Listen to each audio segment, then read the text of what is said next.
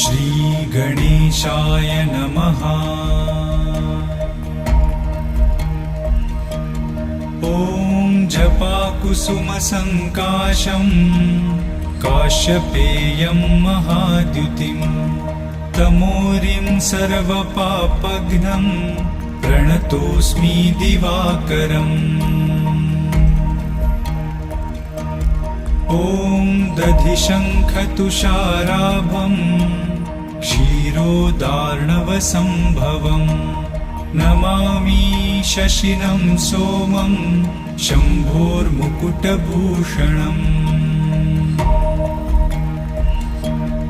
ॐ धरणीगर्भसम्भूतं विद्युत्कान्तिसमप्रभं कुमारं शक्तिहस्तं च मङ्गलं